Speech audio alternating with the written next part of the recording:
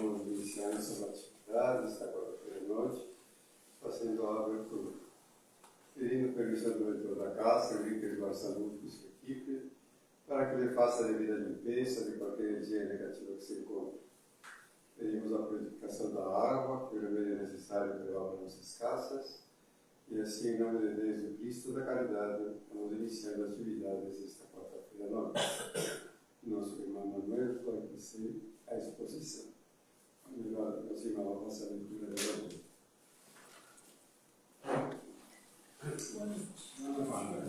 Capítulo 5. Bem-aventurados os aflitos. Provas voluntárias, o verdadeiro silício. Perguntar se é permitido amenizar suas próprias provas. Essa questão leva a esta. É permitido ao que se afoga tentar salvar-se? Ao que foi cravado por um espinho retirá-lo? Ao que está doente chamar o médico? As provas têm por objetivo exercitar a inteligência tanto quanto a paciência e a resignação.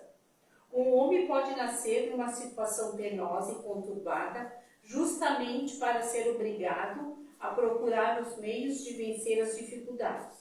O mérito consiste em suportar sem lamentações as consequências dos males que não se podem evitar, em preservar na luta, em não se desesperar se não puder superá-los.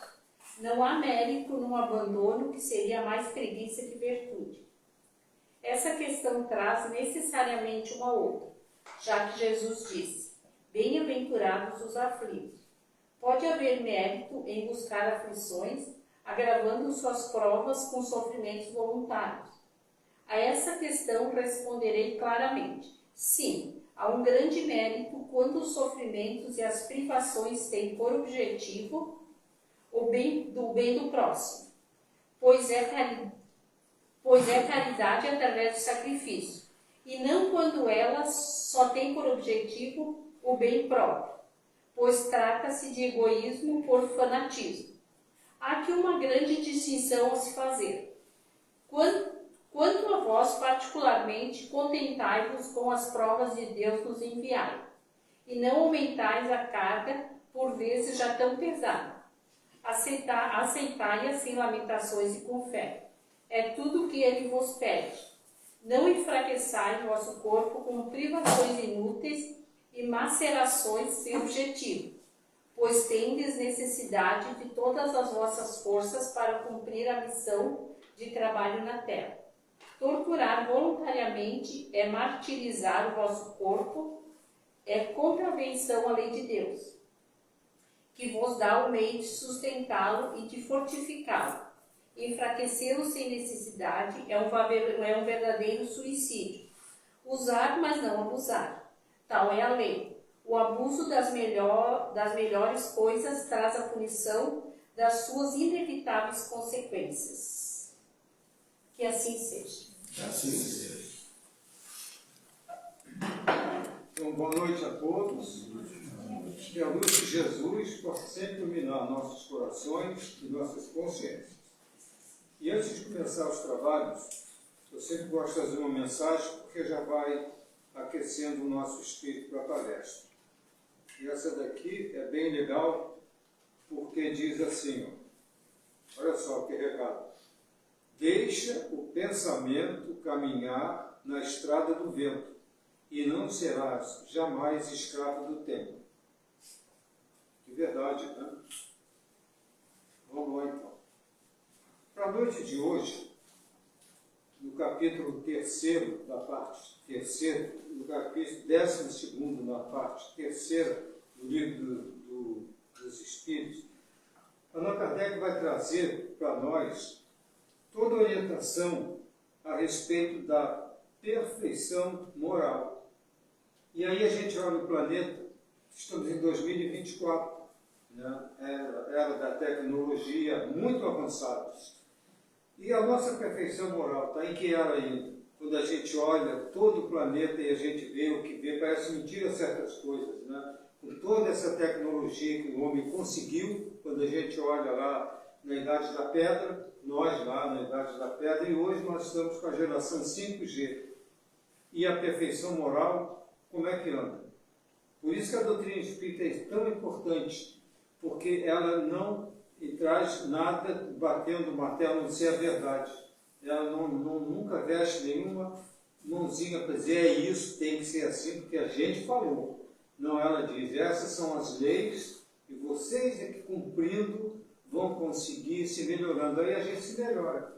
Né? Quando a gente olha para nós, como é que está a nossa perfeição moral?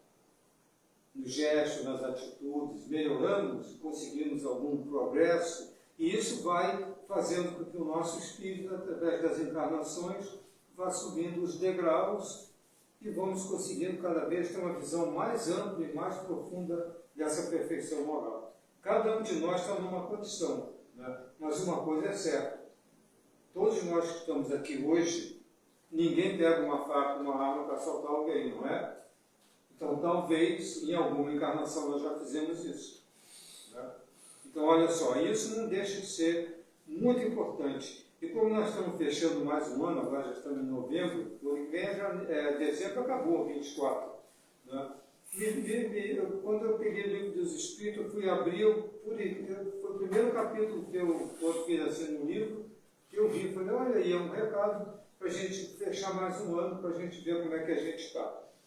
E aí tem as virtudes e os vícios. E Allan Kardec era um popular, ele fazia as perguntas para o mundo espiritual para que a gente não tivesse desculpinho, né? Como muitas coisas o homem busca uma desculpinha para dizer, mas eu... Aqui não, aqui é direto. Ó, as virtudes, disposição constante de fazer o bem, as nossas virtudes. E os vícios, as nossas imperfeições. Então Kardec pergunta, qual a mais meritória de todas as virtudes? Ou seja, disposição constante de fazer o bem. Olha só, essa primeira pergunta já bota a gente em alerta. Toda virtude tem seu mérito próprio, porque todas indicam progresso na senda do bem. Não importa a dimensão dela, mas sim ela em si. A virtude sempre que há resistência voluntária ao arrastamento dos maus pendores. A sublimidade da virtude, porém, está no sacrifício do interesse pessoal. Aí já começa a nos cutucar, né? O interesse pessoal. Será que eu vou me dar bem? Quanto é que eu vou ganhar? Não é assim? É assim.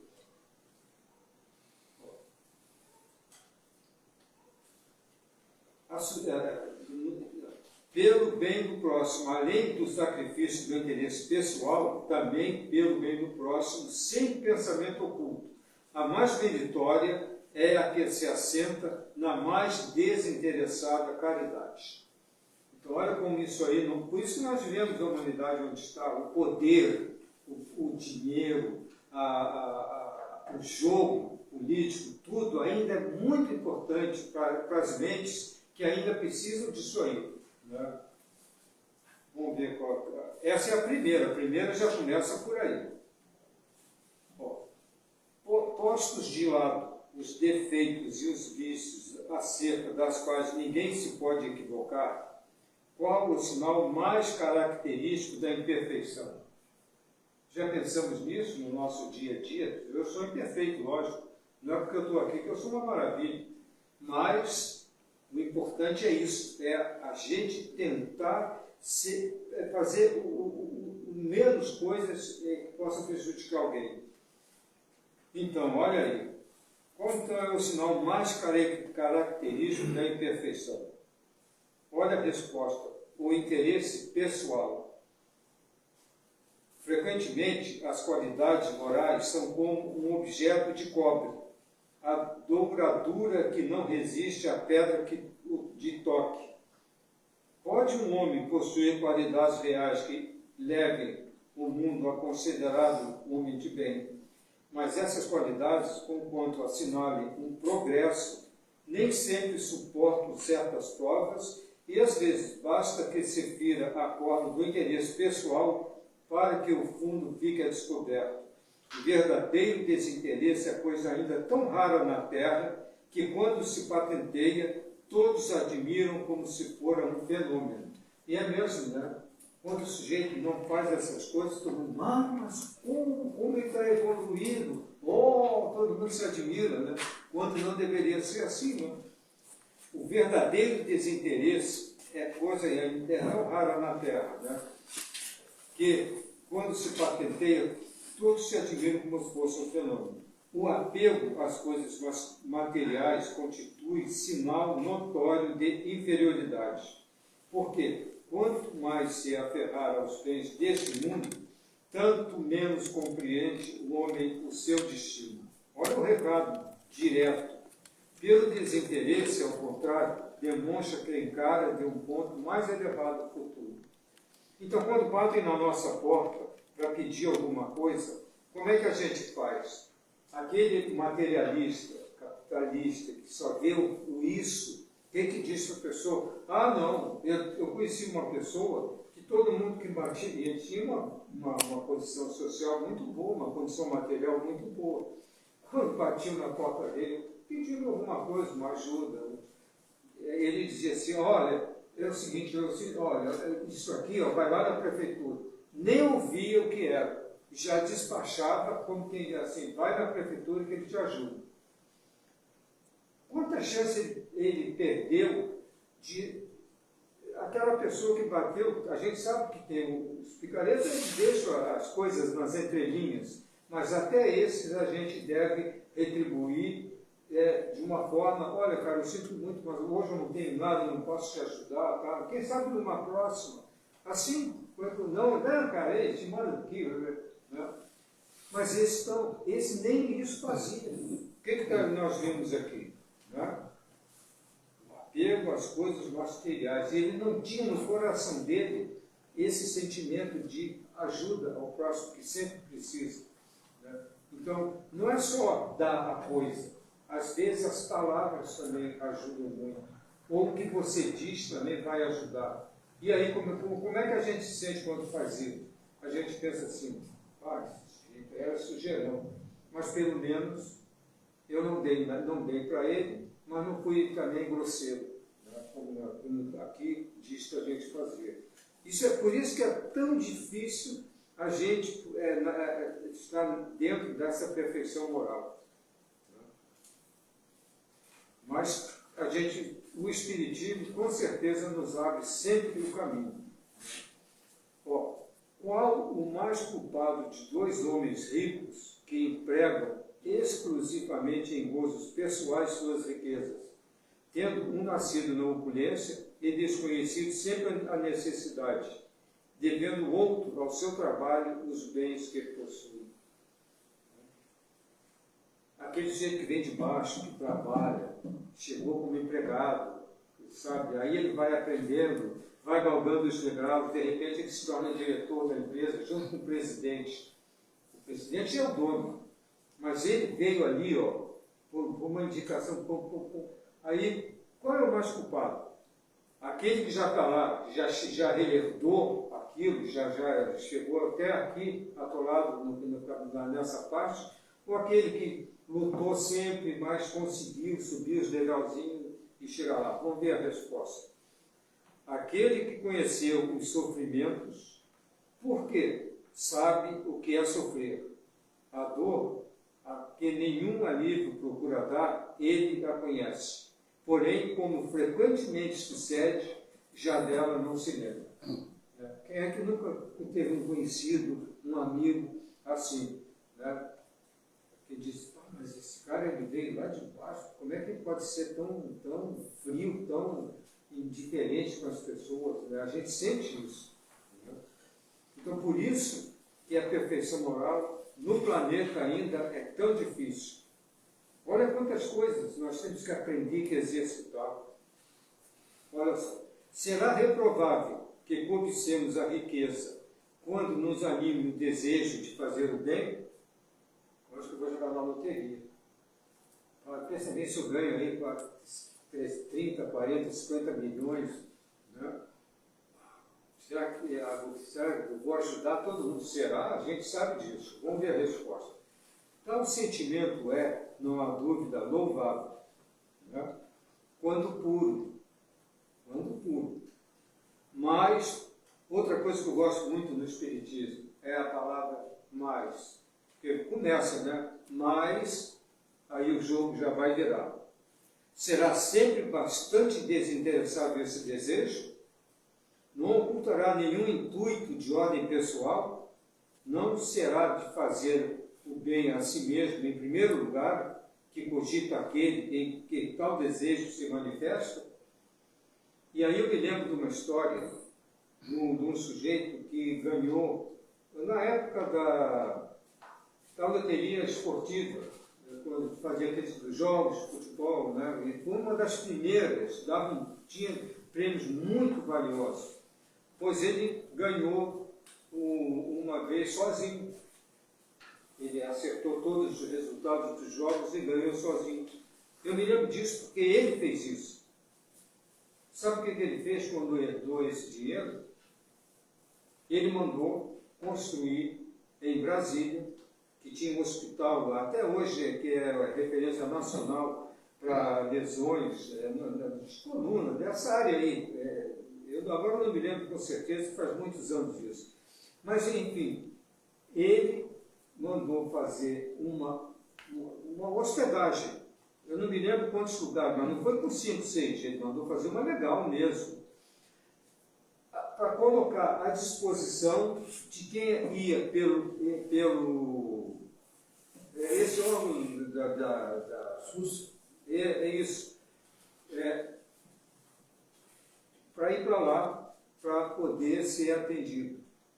Então, quem não tinha dinheiro para pegar uma condução e ficar lá 2, 3 dias fazendo um teste, fazendo exames, ele mandou construir essa pensão, né, o tipo de uma pensão, para as pessoas que comprovavam que tinha o tratamento, que tinha a necessidade do SUS, que não tinha dinheiro para ficar lá o tempo que precisasse para fazer o tratamento ou ser atendido. Não está dentro disso aqui? Olha só, ele ganhou esse prêmio, mas fez. Eu nunca me esqueci disso. Imagina quando ele desencarnar, quantos degraus ele subiu, né? E nós, será que faríamos isso também, ou alguma coisa? Né? Incorre em culpa o homem por estudar os defeitos alheios. Nossa pergunta aqui acabou a palestra, né? Foi um prazer, muito bem, obrigado. Né? E essa aqui é complicada, né? Incorre em culpa o homem por estudar os defeitos alheios. Ninguém faz isso, né? Incorrerá em grande culpa se eu fizer para os criticar e divulgar, porque será faltar com a caridade. Se eu fizer para tirar daí proveito, para evitá-los, tal estudo poderá ser de alguma utilidade. Importa, porém, não esquecer que a indulgência para com os defeitos de outrem é uma das virtudes contidas na caridade. Olha quantas coisas a gente tem que procurar de julgar e bater o martelo em cima dos outros. Antes de censurar as imperfeições dos outros, vede se de vós não poderão dizer o mesmo. Tratai, pois, de possuir as qualidades opostas aos defeitos que criticais no vosso semelhante. Esse o meio de vos tornardes superiores a ele. Se lhe censurais o ser avaro, sede generosos. Se o ser orgulhoso, sede humildes e modestos. Se eu ser áspero, sede brandos. Se eu proceder com pequenez, sede grandes em todas as vossas ações. Numa palavra, fazei por maneira que, se não vos posso aplicar estas palavras de Jesus, vê o argueiro no olho do seu vizinho e não vê a trave no seu próprio. Então, isso aqui é muito comum entre as pessoas que nos rodeiam, os nossos parentes, né? Que é aquela coisa que é pessoal, está ali no dia a dia, cada um tem o seu temperamento, a sua postura, o seu nível, né? Então, olha só como é que é isso aí. Então, agora, quando aquele tio querido que a gente adora, né? Vocês também têm esse tio, aquele vizinho, quem é que não tem aquele vizinho que a gente adora, né? Tiver algum problema, olha só o que a gente pode fazer. Né? Vamos ver qual é a próxima aqui. Será passível de censura o homem por ter consciência do bem que faz e por confessá-lo a si mesmo? Olha só. Eu sou muito bom. Muito bom. Tem poucas pessoas boas como eu. Eu até brinco com as pessoas que eu encontro, os amigos, né? Às vezes eu digo assim, olha, eu vou dar um presente para ele, é uma brincadeira, mas é lógico. Eu digo assim, olha, eu não vou muito para a sua casa, tá? Não vou. Mas como eu sou um cara muito bom, e tem poucas pessoas boas como eu, você não acha que eu sou bom? Ele diz sim. Eu digo, e principalmente modesto. Né? Modesto, então, nem se vocês imaginam como eu sou. Mas com tudo isso eu vou te dar um presente. Aí isso é uma brincadeira. Mas quantos, né, realmente acham que são bons mesmo, né, e que já está lá garantido no céu? Né? Olha a resposta. Se é passível de censura o homem por ter consciência do bem que faz e confessá-lo a si mesmo. Pois que pode ter consciência do mal que pratica, do bem igualmente deve ter, a fim de saber se andou bem ou mal. Até aí está tudo bem. Pesando todos os seus atos na balança de Deus, da lei de Deus, e sobretudo na lei de justiça, amor e caridade, é que se poderá dizer a si mesmo se suas obras são boas ou más. E aí já nos coloca contra a parede. Aí já a coisa já muda. Não se lhe pode, portanto, censurar que reconheça haver triunfado dos maus pendores e que se sinta satisfeito desde que de tal não se envaideça, porque então cairá noutra falta. Se você faz um bem e se sente feliz, agradece a oportunidade que você teve, fez esse bem. Não é ótimo isso quando a gente olha a prece do agradecimento? É uma das peças que nós mais devemos fazer, é a peça do agradecimento. Por quê? Porque nós recebemos, e não porque nós pedimos ou fizemos um negócio, um trato, promessa, não. Quando termina o dia e a gente agradece ao nosso Pai, aos nossos anjos da guarda, quando vai dormir, obrigado, meu Pai, obrigado, meu anjo da guarda, por tudo e por todos que me cercaram e me ajudaram no dia de hoje. Por eu ter atravessado o dia, a minha família também, não me faltou nada. Muito obrigado. A peça do agradecimento. Olha como é importante isso. Tu passou o dia trabalhando, quando começa. E aí quando tu olha, tu não pediu nada.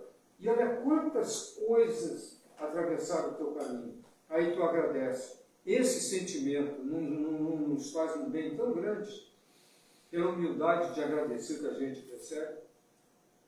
Eu uso muito essa festa do agradecimento, porque eu olho para trás e eu falo, olha quanta coisa me foi dada no dia de hoje.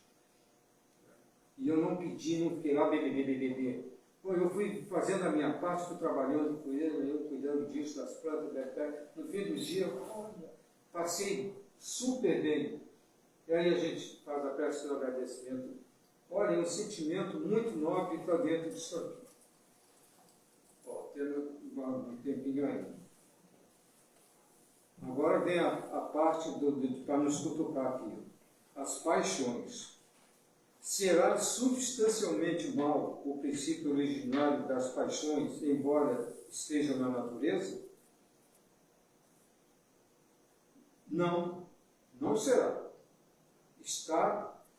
A paixão está no excesso de que se acresceu à vontade, visto que o princípio que lhe dá origem foi posto no homem para o bem, tanto que as paixões podem levá-lo à realização de grandes coisas. O abuso delas se faz é que causa o mal. Olha que interessante isso. Como se poderá determinar o limite entre as paixões deixam de ser boas para se tornarem más? É mesmo, né? Tem um limite, né, nisso aí, vamos ver. As paixões são como um corcel, que só tem utilidade quando governado, e que se torna perigoso desde que passe a governá-lo. Uma paixão se torna perigosa a partir do momento em que deixais de poder governá-la, e que dá em resultado um prejuízo qualquer para vós ou para outrem. Aí tem uma observação. As paixões são alavancas que decuplicam as forças do homem e o auxiliam na execução dos desígnios da providência. Mas, olhem mais aí, se, em vez de as dirigir, deixa que eles a dirijam, cai o homem nos excessos e a própria força que, manejada pelas suas mãos, poderia produzir o bem contra ele, se volta e o esmaga. E é mesmo, né? As paixões, elas são uma coisa muito importante na trajetória do homem hoje e que causa realmente muito mal ainda quando não é usada para o bem, quando não tem o controle disso aí. Olha só, não haverá paixões tão vivas e irresistíveis que a vontade seja impotente para dominá-las. Olha só, aquelas coisas, né? Eu sou apaixonado. Já prestaram atenção quando quem diz que está apaixonado de 100, dificilmente os 100 continuam apaixonados 10, 20, 30, 50 vezes. Não? Sou apaixonado por isso, por chocolate, por isso, por aquilo, não sei o quê. Cada um tem, né? E nunca eles conseguem manter esse padrão exato. O amor não. Quando a gente aprende a amar, quando a gente ama uma pessoa, uma causa, alguma coisa boa, a gente mantém esse amor, essa luta, amor aos animais, quem cuida da natureza, amor à natureza. Começa com 30, vai para 40, 50, 60, 70, 80, até desencarnar, não vai? O amor. Agora, não, eu sou apaixonado por isso. Pode ser uma década, duas, não passa 5, 6. Não é? Isso é uma grande verdade. Então vamos ver se existe essas paixões tão vivas. Né? Há muitas pessoas que dizem, quero, mas a vontade só lhe está nos lábios. Querem, porém muito satisfeitas ficam, que não seja como querem. Quando o homem crê que não pode vencer as suas paixões, é que seu espírito se compraz nelas, em consequência da sua inferioridade. Compreende a sua natureza espiritual, aquele que as procura reprimir, vencê-las, e é para eles uma vitória do espírito sobre a matéria. Quem é que não está sujeito a isso ainda? Né? As paixões, é muito sutil, ela tem muitas imagens para nos dominar, né, para isso. Vamos ver. Agora sim, o egoísmo. Lembra-se que é da perfeição moral? Isso é que o Espiritismo bate bastante o martelo, para a gente fechar daqui a pouco. Dentre os vícios, qual o que se pode considerar radical? Temo-lo dito muitas vezes, o egoísmo. Daí deriva todo mal. Estudai todos os vícios e vereis que no fundo de todos há egoísmo. Por mais que se lhe deis combate, não chegareis a extirpá-los enquanto não atacardes o mal pela raiz, enquanto não lhe houverdes destruído a causa. Tendam, pois, todos os esforços para esse efeito, porquanto aí é que está a verdadeira chaga da sociedade.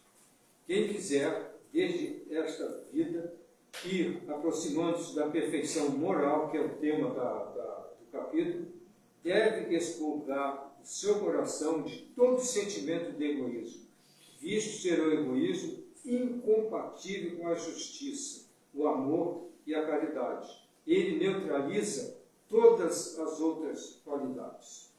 E quando a gente olha hoje a humanidade, que a gente liga a televisão, abre o jornal, liga o rádio, conversa com alguém, o que é a única causa de tudo que a gente vê? O egoísmo. Não é? As guerras, os interesses, as mutretas, tudo o egoísmo está por trás. Não é? E isso realmente é uma coisa muito difícil. Por isso que o Espiritismo traz para nós as coisas, e nós é que temos que aprender a vencê-las. Mas ele diz e nos mostra as causas de tudo.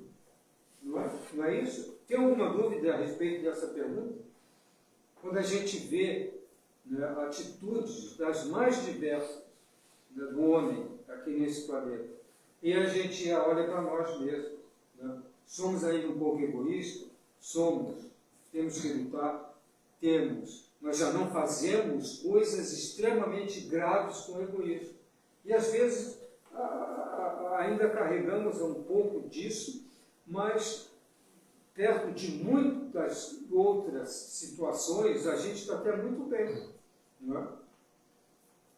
Agora, temos realmente que tirar de dentro do nosso coração isso. Não é? E a gente vê que nós somos testados dia e noite, não é? Porque as situações estão aí presentes mesmo.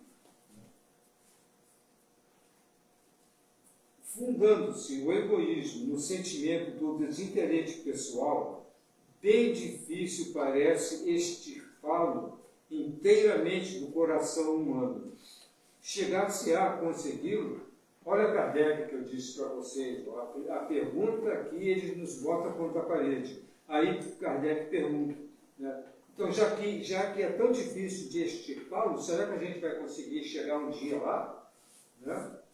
Porque olhando assim hoje, né, nós estamos em 2024, eu repito, o egoísmo está a 1000 pelo mundo. A 1000. Não é pouquinho, não, a 1000. Olha só. À medida que os homens se instruírem acerca das coisas espirituais, menos valor dão às coisas materiais. Depois necessário é que se reformem as instituições humanas que o entretêm e excitam. Isso depende da educação. Mais uma vez, o martelo bateu. Eu não me lembro a pergunta, mas no Livro dos Espíritos, eu não me lembro o capítulo agora, que é muita coisa. Mas tem uma pergunta que Kardec pergunta assim, e a resposta é: só a educação moral, não intelectual, a moral vai regenerar a humanidade. E por acaso isso não é bem assim? Não. O dia que a educação estiver presente, que o homem educar o seu filho quando nasce, né, já dentro da sua casa, pode ter geração 30G, agora está na 5, pode chegar a 30. Educação. Aqui, ó, educação. Né? E quando a gente vê, hoje em dia, como a gente vê deseducação ainda, né? O dia que o homem se tocar disso, todo esse caminho vai ser conduzido para o que está aqui. Porque eles deixam claro isso. Né? Né? Isso depende da educação. E é mesmo. Né? E para fechar, qual o meio de destruir-se o egoísmo? todas as imperfeições humanas, o egoísmo é a mais difícil de desenraizar-se, porque deriva da influência da matéria, influência de que o homem, ainda muito próximo da sua origem, não pode libertar-se e para cujo entretenimento tudo concorre. Suas leis, sua organização social, sua educação. O egoísmo se enfraquecerá à proporção que a vida moral for predominando sobre a vida material, e sobretudo com a compreensão que o Espiritismo vos faculta, do vosso estado futuro, real e não desfigurado por ficções alegóricas. É isso aí, aqui não tem historinha. Quando, bem compreendido, se houver identificado com os costumes e as crenças, o Espiritismo transformará os hábitos, os usos, as relações sociais. O egoísmo assenta na importância da personalidade. O Espiritismo, bem compreendido, repito, mostra as coisas de tão alto que o sentimento da personalidade desaparece, de certo modo, diante da imensidade, destruindo essa importância, ou pelo menos reduzindo-a às suas legítimas proporções, ele necessariamente combate o egoísmo. Então é isso aí, meus irmãos. É a lição para a gente. Vamos fazer o bem, vamos procurar ser cordial com as pessoas, naqueles momentos que a gente sabe que é difícil, que nós somos atingidos, né? Vamos sempre procurar, dentro do possível, se lembrar de Chico, de Emmanuel, não é? Porque Chico e Emmanuel deram o exemplo. Emmanuel dizia para o Chico: "Ô Chico, você está fazendo isso?" E a gente fica pensando, dizer isso para o Chico? Mas não era bem para o Chico, era para todos nós, né? Certo? Rapidinho, não sei se eu já contei essa história aqui para fechar mesmo. Disso tudo que a gente conversou, vou dar um exemplo que eu passei, para mim foi muito importante, porque eu passei a me ligar. Um dia eu saí daqui, fui para casa. Eu moro em Torres. Quando eu cheguei em Torres, que eu botei o carro na garagem, isso que eu tinha trabalhado comigo o dia inteiro, que eu botei o carro na garagem, quando eu saí, a Graça, minha esposa, disse assim: Manuel, é o seguinte, uma moça que a gente conhecia, me ligou pedindo ajuda para se não pode levar um remédio X, porque o gatinho dela foi atropelado e agora de noite não tem onde arrumar nada. A primeira coisa que eu pensei, que eu trabalhei com a Associação de Proteção há muitos anos, agora com a idade eu tive que parar por causa do incêndio. E aí na hora eu disse assim, na hora que ela me disse isso, na hora assim, eu pensei, não acredito, eu cheguei de Rondina, sabe, estou cansado, agora eu vou ter que ir lá na Vila São João. Aí, na mesma hora, eu pensei assim, o que Chico diria, o que Emmanuel diria para Chico, o que Chico faria? Olha, foi impressionante, na fração de segundo, tudo mudou na minha cabeça. Veio aquele sentimento, o quê, cara? Tu é uma múmia perto do Chico, sabe?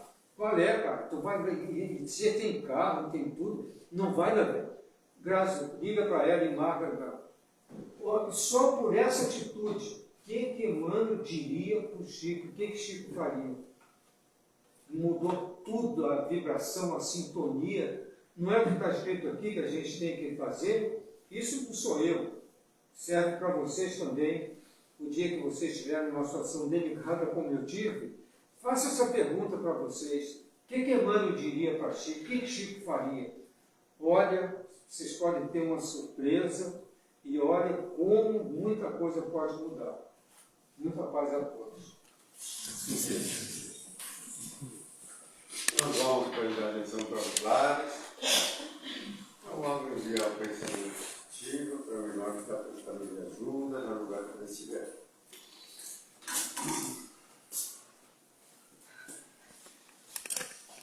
Amado Mestre, aqui estamos com com a mente e os corações abertos para receber todos os benefícios que a espiritualidade nos traz. Muito obrigada, Senhor.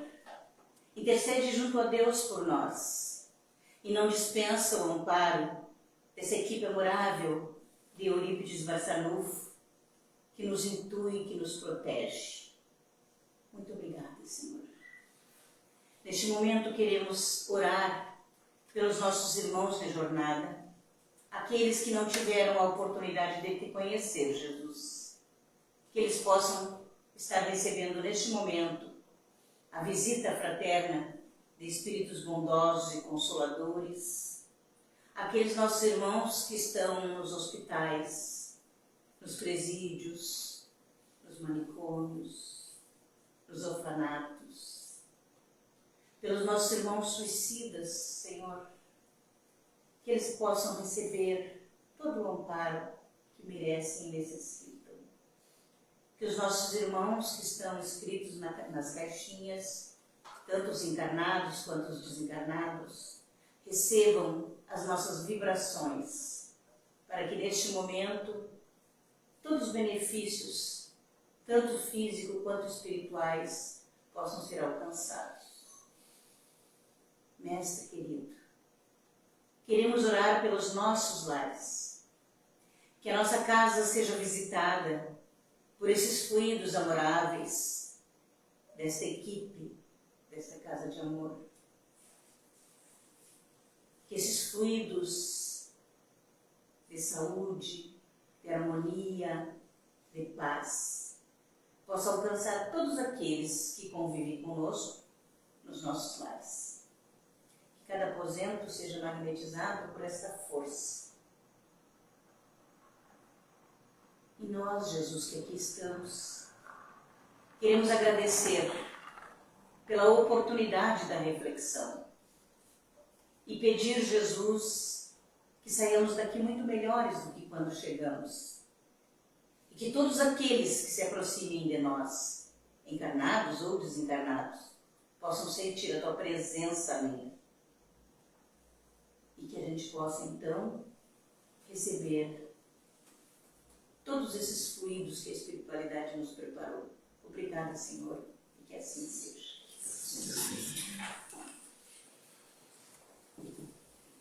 Nós vamos para o passe, se concentre, age de guarda para receber os pontos positivos.